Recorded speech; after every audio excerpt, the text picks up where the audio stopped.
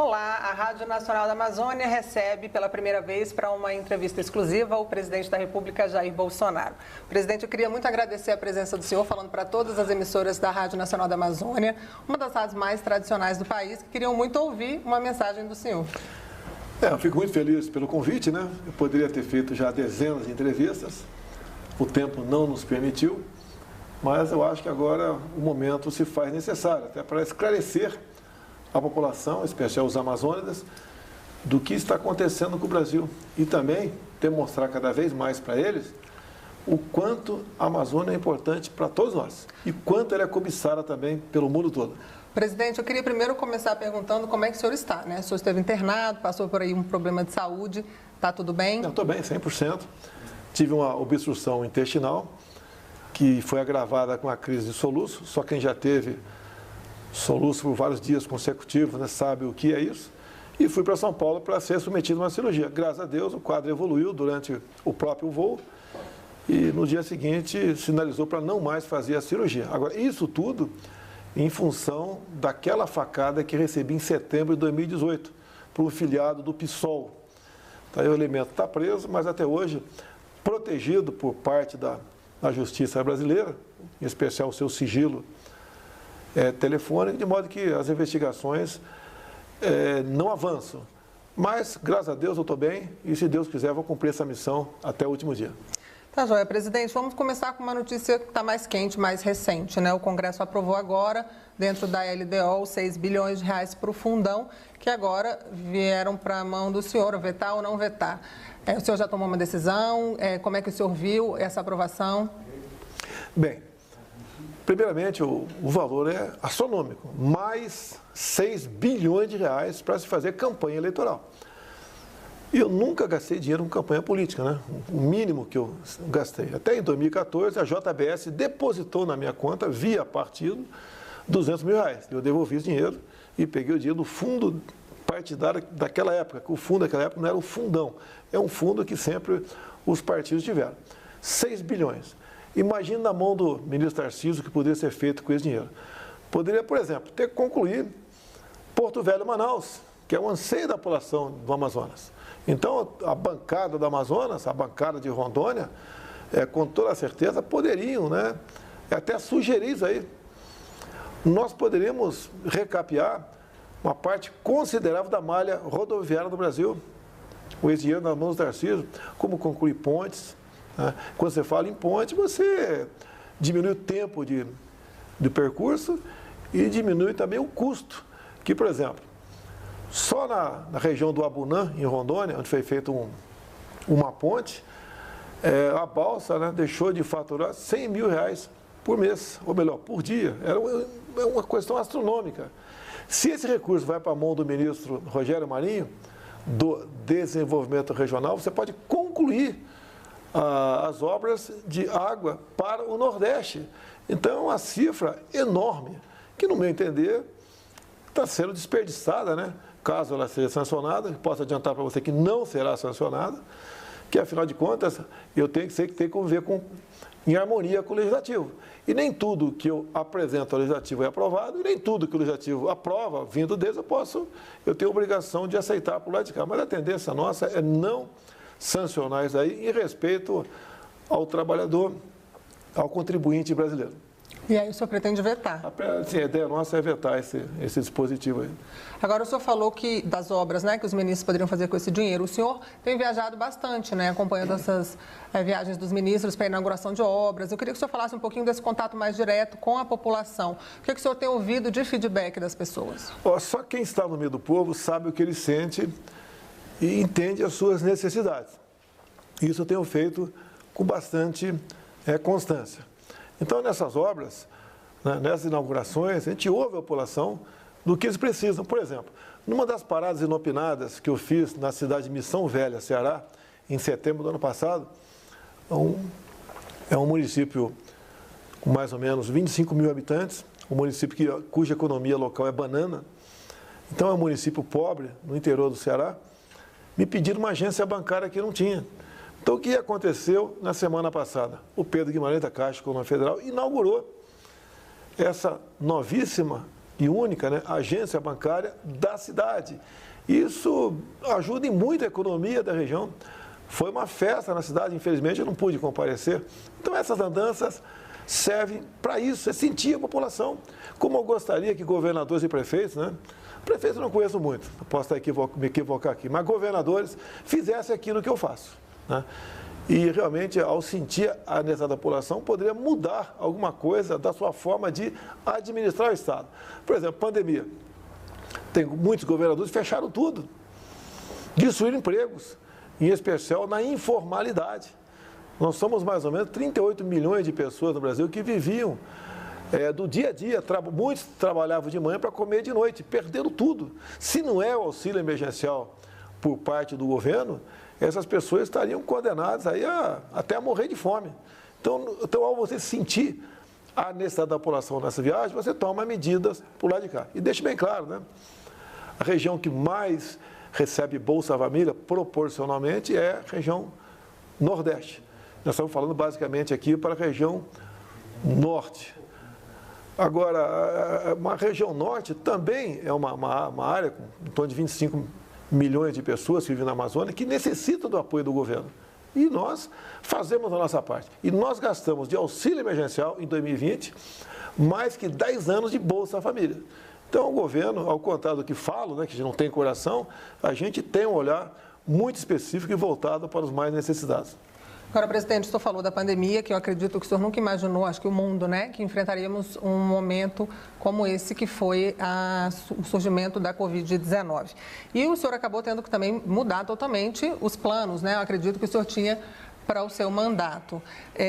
Eu queria que o senhor primeiro falasse um pouco sobre isso, que apesar dessa mudança, alteração de plano do governo, agora a economia já dá sinais de retomada e da importância que foi também o auxílio emergencial. O senhor prorrogou o auxílio, esse contato pessoalmente com as pessoas também ajudam nessa questão? Olha, vamos precisar prorrogar o auxílio emergencial.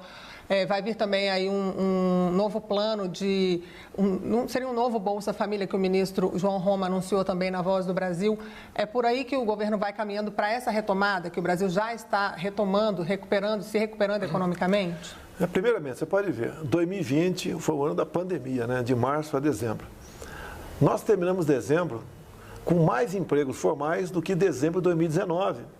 Isso é um sinal que a economia trabalhou nesse sentido, né? Trabalhou para evitar que milhões de empregos fossem destruídos. No tocante aos informais, como você disse aí, nós trabalhamos com o auxílio emergencial, num primeiro momento, 5 parcelas de R$600. Ajuda. Agora, cada parcela mensal equivalia ao endividamento mensal por parte do governo de quase 50 bilhões de reais. Então, o auxílio emergencial pode ser pouco para quem recebe, mas é muito para a União, para o Brasil. E nós temos que ter essa responsabilidade fiscal. E a economia tratou dessa questão. Bem, prorrogamos agora por mais 3 meses o auxílio emergencial. Pretendemos, em novembro, já ter um novo Bolsa Família, né? O valor será, no mínimo, R$300.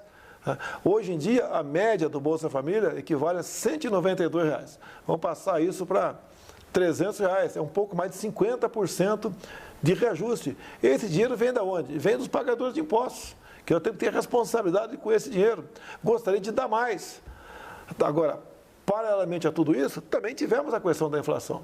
A política do fica em casa, a economia a gente vê depois, que eu fui contra dessa forma como ela foi apresentada, mas eu não tinha poderes sobre estados e municípios, que foi retirada pelo Supremo Tribunal Federal. Uma das consequências foi exatamente a inflação. O mundo, por incrível que pareça, passou a consumir mais, passaram a comprar mais do Brasil. Aqui no Brasil também se consumiu mais, apesar da pandemia. O que levou a um consumo maior? Os programas do governo. Se você olhar um pelo outro no Brasil, até as pessoas aumentaram um pouco de peso. Isso não é uma boa notícia em momento nenhum. O ideal era ter continuado na normalidade, mas isso acabou acontecendo no Brasil. E quando aumenta, então, o consumo e o mercado não está preparado para produzir, para atender essa demanda, vem a inflação atrás disso. E você pode ver, eu costumo dizer, né? A quem perdeu emprego e reclama da inflação. Eu, presidente Jair Bolsonaro, não fechei um botequim sequer. Sempre falei que a questão da economia e do vírus, né, a doença, você tinha que ter cuidado com essas coisas. Você tem que evitar o desemprego. Você tem que combater o vírus. A minha política de combate ao vírus seria muito parecida à do prefeito Lara, de Bagé, que praticamente não fechou o seu município e é um dos municípios que menos sofreu no tocante ao número de mortes por 1 milhão de habitantes. Essa seria a nossa política. Mas a partir do momento que o Supremo decidiu que governadores e prefeitos aqui tratariam dessa questão no final da linha, eu fiquei com as mãos atadas. Agora, não deixei em momento nenhum em falar para a população as decisões que eu tomaria no tocante à Covid. Eu te pergunto, o protocolo Mandetta, foi o primeiro-ministro nosso da Saúde, o que ele recomendava? Você com Covid, vá para casa, quando estiver sentindo falta de ar, vá para o hospital. Eu perguntei para o Mandetta, tá bom, ele vai ficar em casa, esperando sentir falta de ar. Vai para o hospital para fazer o quê? Para ser entubado? O tubo agora passou a ser um remédio? Será que não tem alternativa? Temos que procurar no mundo alternativas.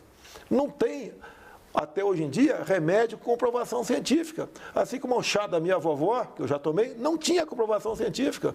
Assim, quando eu tive na região de São Gabriel das Cachoeiras, conversando com tucanos e com Yanomamis, né, essas duas etnias falaram para mim que muitos índios haviam se contagiado com o vírus e ninguém morreu. Depois não morreu por quê? Porque tomaram chá de casca de árvores. Ninguém está recomendando chá de casca de árvore aqui. Se bem que, se nós estivéssemos estudando a nossa biodiversidade, quem sabe da floresta viesse cura para alguma coisa.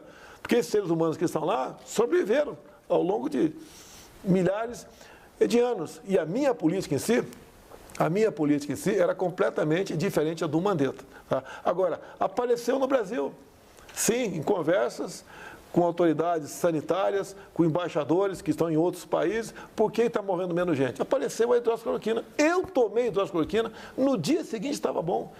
Milhões de pessoas tomaram no Brasil isso ou ivermectina. Agora, por que ela foi demonizada, satanizada? No meu entender, porque o lobby da indústria farmacêutica falou muito alto no Brasil. Como agora, conversei com o ministro Queiroga e falei para ele estudar a proxalutamida. Porque todo mundo está anestesiado no Brasil. Se você fala qualquer coisa que estaria dando certo em outro país qualquer, rapidamente você é satanizado. Devemos focar apenas na vacina? Não, a vacina sim, mas não apenas na vacina. Afinal de contas, a vacina tem dado mostras, né, em algum lugar no mundo, tipo de vacina, que ela não te protege. Então, a questão do tratamento precoce, o tratamento inicial, você tem que procurar um médico e buscar alternativas. Se for para esperar sentir falta de ar e ser entubado, a tua chance de sobrevivência diminui bastante. E nós queremos salvar vidas. Agora, falando sobre vacina, presidente, o Brasil vem se consolidando como um dos países que mais vacinam no mundo e o senhor sempre disse que disponibilizaria as vacinas que fossem aprovadas pela Anvisa. Quais foram os cuidados tomados pelo governo nesse processo? Olha, tirando os países que fabricam vacinas, são 4, o Brasil é o país que mais vacinou no mundo. Hoje em dia, nós já distribuímos mais de 150 milhões de doses. Nós vacinamos com a primeira dose mais de 100 milhões de pessoas. O Brasil está na frente. E quem distribui a vacina é o governo federal. Não tem um centavo de governador ou prefeito. Governador ou prefeito está dizendo que ele distribuindo a vacina porque ele conseguiu, está mentindo. Como, por exemplo, o governador do Maranhão, que a gente vê vídeos dele mentindo sobre isso. Nós não queremos ter a paternidade de tudo, mas queremos a verdade do que acontece. Se não é o governo federal tratar lá atrás da questão da vacina com o ministro Pazuello, hoje nós estaríamos aqui ainda com uma quantidade, né, bastante pequena de vacinados e temos hoje em dia mais da metade da população acima de 18 anos vacinada. Orgulho do Brasil. Eu peço a Deus que a vacina dê certo. O governo também tem auxiliado estados e municípios com envio de recursos, abertura de leitos de UTI, compra de insumos. Eu queria que o senhor comentasse sobre também esse apoio que o governo federal tem dado a estados e municípios. Olha, nós colaboramos com tudo no tocante a recursos para estados e municípios. Nós gastamos no ano passado, no total, no Brasil, nos endividamos 700 bilhões de reais. É dinheiro que foi para estados e municípios, uma parte considerável para tratar das pessoas com o Covid. Infelizmente, essa CPI que está andando aqui no parlamento não investiga corrupção deslavada praticada por alguns governadores e prefeitos. Como, por exemplo, nós temos a questão do consórcio do Nordeste, são 9 estados do Nordeste, né? Só numa ação do senhor Carlos Gabas, que é o executivo do consórcio do Nordeste, foram 48 milhões de reais que sumiram. Ele comprou respiradores e não recebeu nada, né? Comprou, inclusive, uma casa de maconha. E a CPI não quer investigar isso aí. Se a CPI estiver fazendo um trabalho sério, isso é colaborando, né, a inibir a corrupção e também a combater os efeitos maléficos da Covid. Então, estados e municípios, nós rolamos dívidas, nós aí conseguimos até empréstimo, alguns municípios foi possível, obtiveram recursos na ponta da linha para aplicar em hospitais, ganharam indiretamente com o auxílio emergencial, porque aumentou a compra de bens, né, de consumo nos estados, isso aumentou a arrecadação de ICMS. Então, direta e indiretamente, governadores e prefeitos ganharam muito.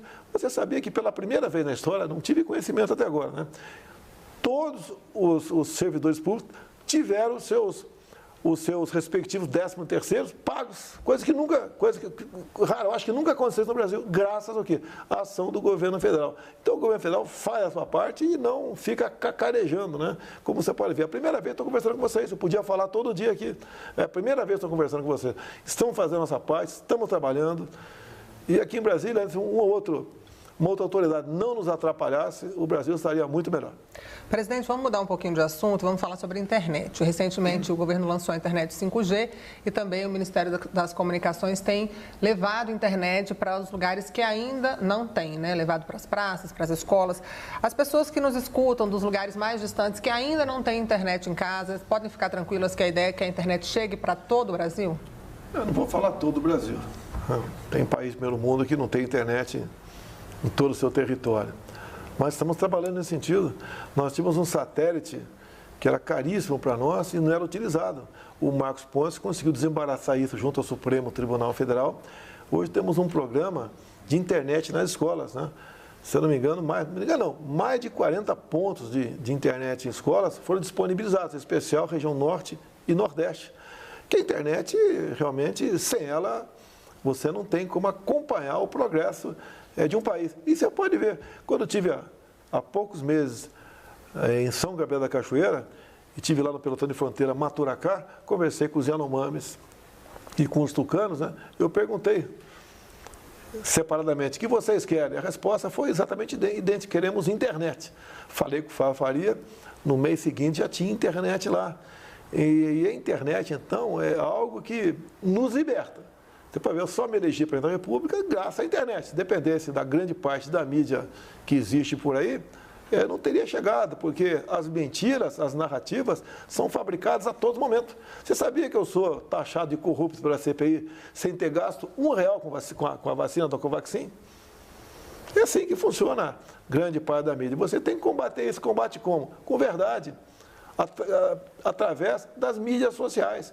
E você pode ver, há pouco tempo, aprovaram um projeto na Câmara, de iniciativa de um parlamentar, obrigando a ter internet em todas as escolas do Brasil. Bacana, 10.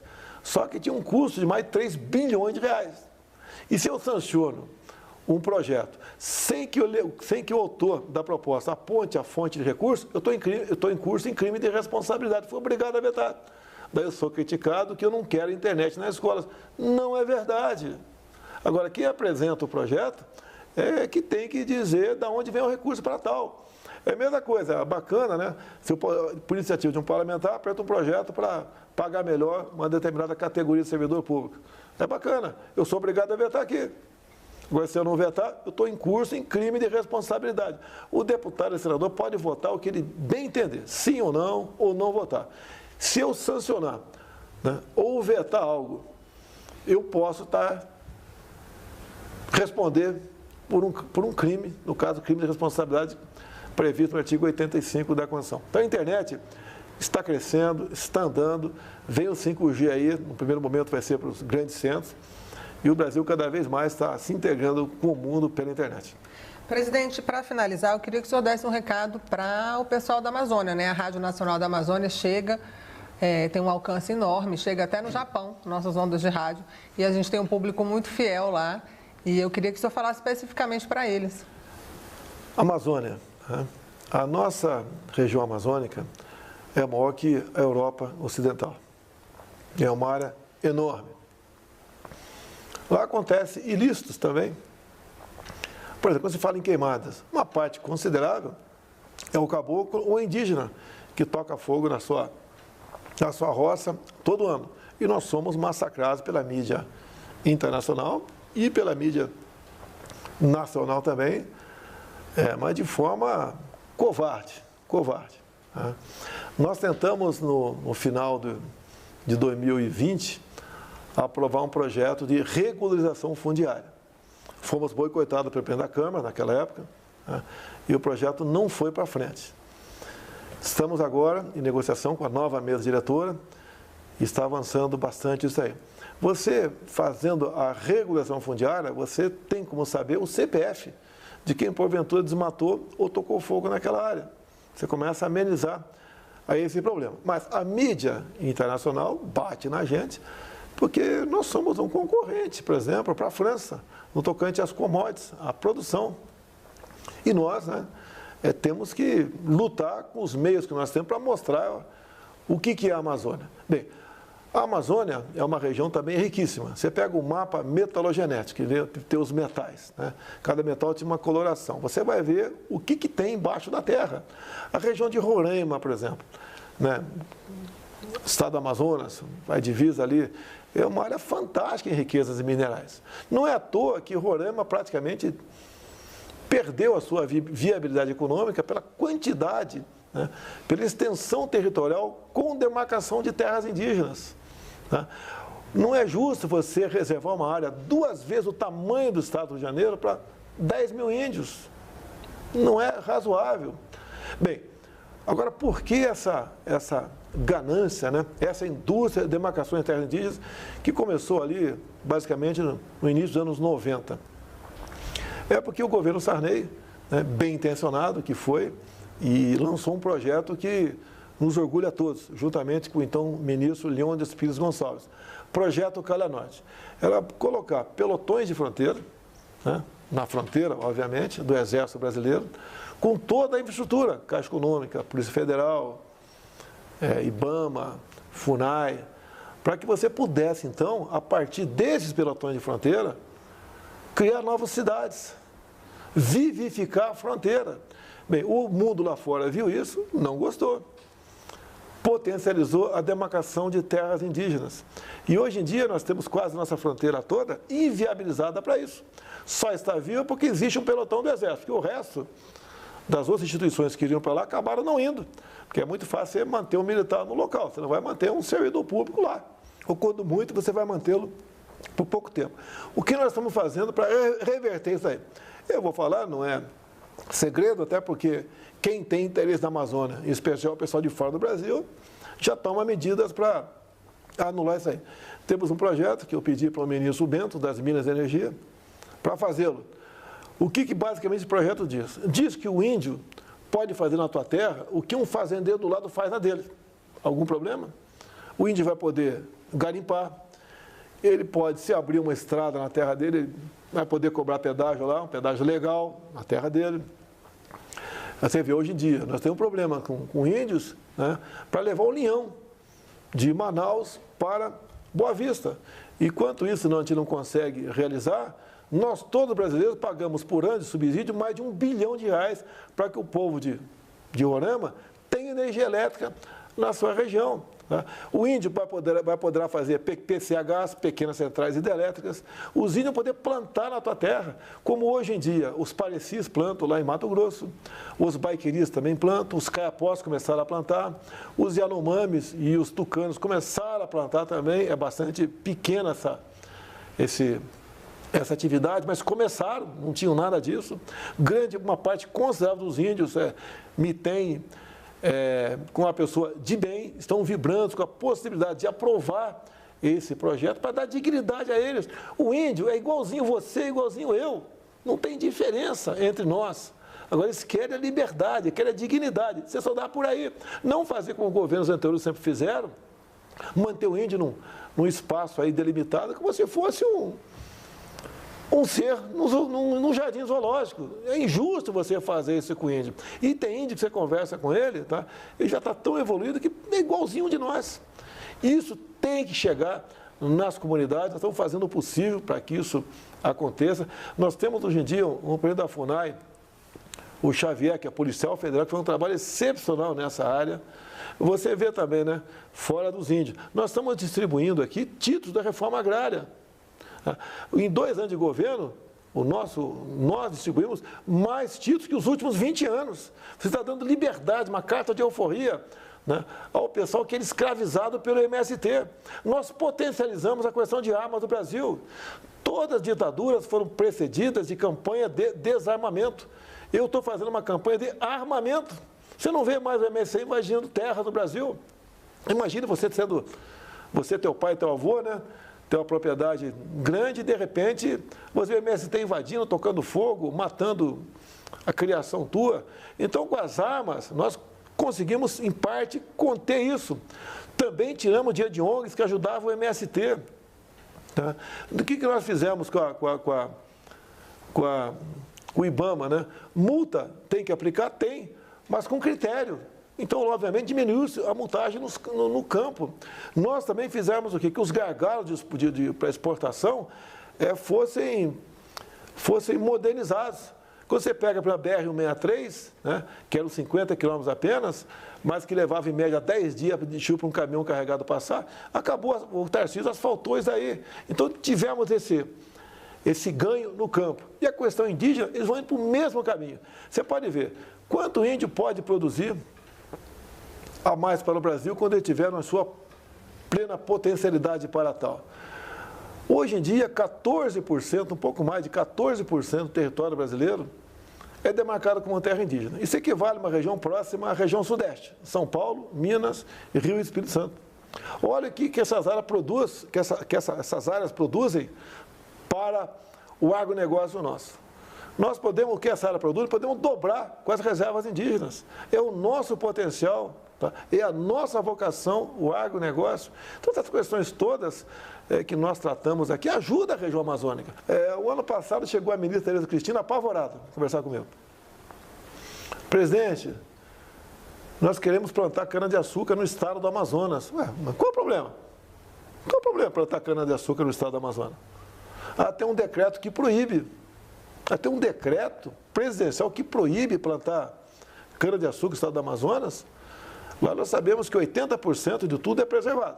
Então você vai plantar várias coisas, entre elas cana-de-açúcar em 20% do que sobra, né, dos 100% da região amazônica. Ela estava preocupada que eu ia sofrer muito na mão de ambientalistas. Eu falei, os ambientalistas vão fazer o quê? Que eu quero transformar a floresta em canaviais? Então essas questões, você tem que ter coragem para fazer. Agora, levo pancada, não tem problema. Tá? Isso daí, o mundo lá fora fica revoltado comigo. Agora, assinei o decreto, foi elogiado pelo presidente da Câmara, Assembleia Legislativa do Estado do Amazonas, o pessoal que produz também lá gostou da ideia, e agora nós podemos plantar cana-de-açúcar no estado do Amazonas. Olha que coisa ridícula! Como é que o Brasil pode estar em pé com tais medidas, né, que são em todos os setores burocráticas, que não deixam o Brasil para frente? Você pode ver, eu estive em Cancún há 20 anos atrás, não sei se você conhece, pelo menos de imagem você deve conhecer. Nós temos um Cancún, que é a Baía de Angra, melhor que Cancún, porque lá a água é uma temperatura amena, é transparente também, não tão transparente como lá, mas é transparente, não tem ondas, são 300 e quase 400 ilhas que estão na região. E eu tive uma oferta de um país da comunidade árabe para transformar aquilo numa Cancún, de mais de $1 bilhão. Agora, tem um decreto ambiental que impede você transformar aquilo numa Cancún. Daí vem o pessoal que não entende, né? O cara quer destruir a região. Não, a região está sendo destruída. é grande e não tem como fiscalizar, está sendo destruída a região. Com o turismo lá, você poderia preservar que em cada ilha que interessasse, para o grupo que fosse explorar, ele ficaria encarregado da preservação local. Mas quem revoga decreto ambiental não sou eu, é o Poder Legislativo, é um projeto de lei.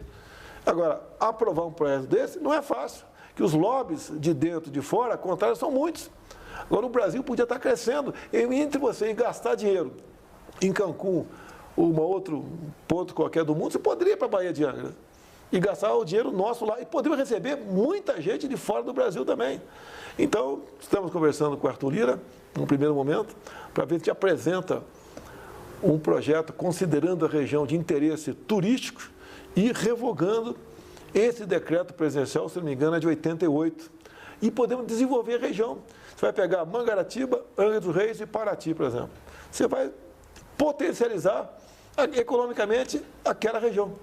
Já conseguimos ampliar o aeroporto de Angra, trabalho do Gilson Machado, nosso ministro do Turismo, e do Tarcísio também.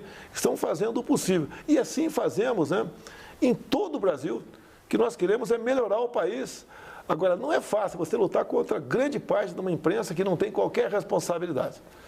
Eu não tirei dinheiro da imprensa, eu simplesmente gastei em outro local. Eu posso resolver o problema de deixar de ser acusado de genocida, obrigado aí, né? Deixar de sofrer tanto, se eu pegar Banco do Brasil, Caixa Econômica, BNDES, cada um aí R$1 bi por ano para essas TVs, para a TV Globo. Pronto, resolveu o problema. Mas nós não vamos fazer isso. Nós estamos fazendo a coisa certa. E olha só, quando se fala em corrupção, posso continuar? Não? Pode, claro. Quando se fala em corrupção, né, se você pegar em governos anteriores, as estatais davam prejuízos de dezenas de bilhões de reais. Agora dão lucro de dezenas de bilhões de reais. Você pega Itaipu Binacional, que investia por ano um pouco mais de 100 milhões, basicamente em projetos sociais, né, na região. O nosso governo investiu, o ano passado, 2,5 bilhões de Itaipu Binacional. Para onde está indo grande parte desse recurso? 2 pontes com o Paraguai. Uma já mais de 50% pronta, a outra, que é em próprio Foz do Iguaçu, a outra em Porto Murtinho, que sai do papel brevemente. Ampliamos o aeroporto de Foz do Iguaçu, que nas próximas semanas já começa a receber voos internacionais. Então, teve muita gente que, ao ser reativado o turismo, em vez de pousar na Argentina e vir para o Brasil, vai pousar no Brasil. Está na cara que ele vai usar a nossa rede hoteleira de lá, é mais recurso que entra para nós. Aproximadamente 40 cidades do noroeste do Paraná são atendidas por Itaipu Binacional. Os Correios, tão mal falados, né? Porque a grande corrupção começou lá, em 2004, né? Com o tal do mensalão. Né? Os Correios, que sempre deram pequenos lucros ou prejuízo, o ano passado deu lucro de R$1,5 bilhão de reais. Essa estatal que era usada, né, pela esquerda, quando estava no poder, em tudo. Só era corrupção ali. Inclusive, no tocante aos fundos de pensões, aos fundos de pensão dos Correios, que apostaram, compraram na época papéis da Venezuela. Ou seja, é corrupção em cima de corrupção. Então, o nosso trabalho, toda vez que você mexe, que eu chamo num ninho de desmando como esse, que alguns que eu citei, muita coisa você volta contra a gente. Então, é o tempo todo aquela acusação, né? Disso, daquilo. Apareceu mais uma narrativa agora contra a saúde, né? É uma atrás da outra. É gabinete paralelo, é cloroquina, é a Covaxin que não foi comprada. Tá? O encontro com empresários passou a ser crime, encontro com empresário no Brasil. Se bem que foi encontro fortuito aquele do ministro. Bem, o que interessa? Estou com consciência tranquila, estou fazendo o possível. Tá? O Brasil, em relação a outros países, é um dos que melhor, em todos os 5 países, é o 5º que melhor se comportou no período da pandemia e esse quase, se Deus quiser, pós-pandemia também. Então, o Brasil está de parabéns. Agradeço a minha equipe de, atualmente, 22 ministros, bem como os servidores públicos, têm nos ajudado e muito a vencer esse momento difícil para todos nós. Presidente, eu queria agradecer muito a sua disponibilidade de conversar aqui com a gente, com todas as emissoras da Rádio Nacional, e pedir para o senhor, se for possível, né, a gente queria abrir um canal de comunicação, de mandar perguntas, se o senhor puder responder mais para frente, a gente manda essas perguntas e o senhor responde o que a população mandar. Mas, de qualquer forma... Vamos falar uma vez por mês, pode deixar. Eu quero agradecer mais uma coisa, né, já que você falou de Amazonas, né? Agradecer ao povo de Manaus, que eu não pude comparecer aos eventos oficiais de sexta-feira e tampouco, obviamente, aquele congressamento que eu passeio de moto no sábado. Mas ele acabou ocorrendo da mesma maneira. Eu quero agradecer ao grupo de motociclistas, ao povo de Manaus, ao meu amigo Coronel Menezes, que participou também dessa organização, e dizer que, se Deus quiser, né, no máximo em setembro nós estaremos em Manaus para esses eventos e para um passeio de motocicleta, se Deus quiser. Muito obrigada, presidente.